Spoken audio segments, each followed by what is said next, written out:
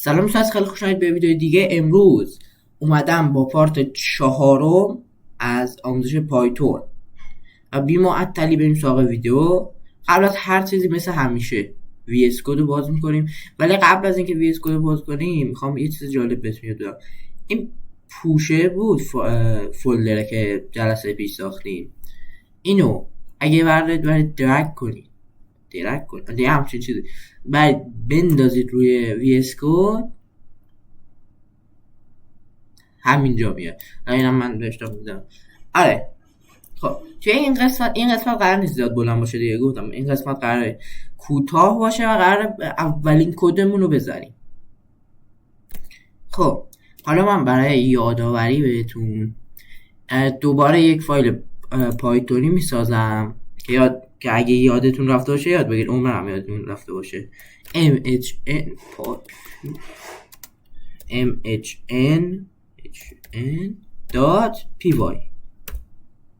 بفهم یه دونه جدیدش قبلا هم پاک میکنم از جایی که کرمم میاد.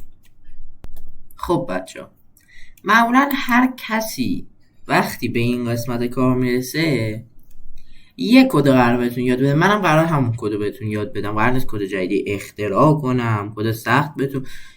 print hello world، این اون چیزیه که همه توی شروع ازش استفاده میکنن.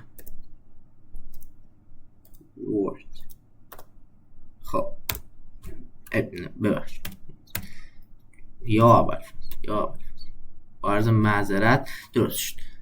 اجرا میگیریم هلو پرینت کرد. این اولین کد که فکر نکنم، چون جلسه قبل یه بار کد زده بودیم. ترمینالم همون جاییه که نشون میده این صفحه وقتی یه کدی میزنی بهت نشون میده. یه سری بخشای دیگه هم داره، پرابلمز مثل مشکل ها وقتی که کد اجرا نمیشه مشکلاشو اینجا مینویسه، یا مثلا دیباگ همون رفع مشکل. حالا دستور پرینت چیکار میکنه؟ دستور پرینت وقتی مینویسیم پرینت یک چیزی رو میگیره، مثلا یک متنی و یک عددی و برای ما چاپ میکنه. هلو وردم که من نوشتم یک فلسفه پشتش هست که من باید برید در موردش چیز کنید، باید برید در موردش تحقیق کنید. من اگه خواستید یه ویدیو میتونم براتون جداگانه بسازم در موردش.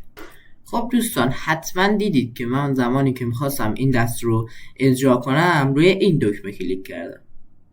آره run python فایل، ولی میتونید یه راه دیگه ای هم داره. کلیک راست میکنید میاید run python فایل in terminal، اینو میزنید به بازم hello world، یکی از روش های دیگهش بود. خب دوستان، میخوام حالا یه آموزش خیلی ساده و مختصر براتون بدم. اینجا ممکنه شما هزاران کد بزنید، اینجا پر بشه ترمینالتون. خب چیکار میکنید؟ خیلی ساده، اینجا می‌نویسید cls enter، تمام شد. این همیشه کار میده و خیلی هم آموزش جالبیه. خب حالا بیاید با هم یه چیز دیگه هم چاپ کنیم. دقت کنید برای انتر از اینکه بیاید خط بعدی استفاده کنید دیگه. این دیگه خیلی ساده ایه. یه پرینت دیگه هم میزنم من، پرینت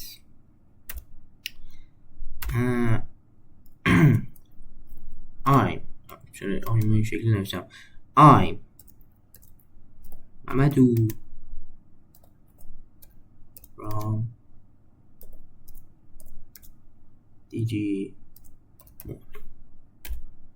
دیجیمونم چرا همش انتر میزنم اشتباهی. I'm محمدو from دیجیمون. خب حالا میخوام یه چیز جالب بهتون بگم، یه چیز جالب بگم که نباید میگفتم. توی پایتون از بالا به پایین طبق صفی زمانی که چیز میگیرید، چی میگن، ران میگیرید، دونه دونه اجرا میشن. مثلا اول هلو ورد اومده، بعد I'm محمدو from دیجیمون. خب بچه ها، این بود از این قسمت ما و من یه CLS هم بزنم.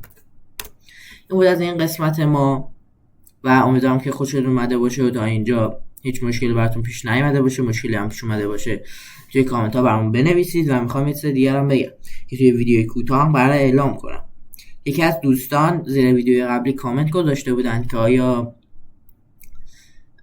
آیا چی بود اسمش یادم رفت، اسکرچ، که آیا اسکرچ هم تو کانالتون قرار میدید؟ حتما براتون قرار میدیم. شاید من نه، شاید یکی از دیگه، یکی از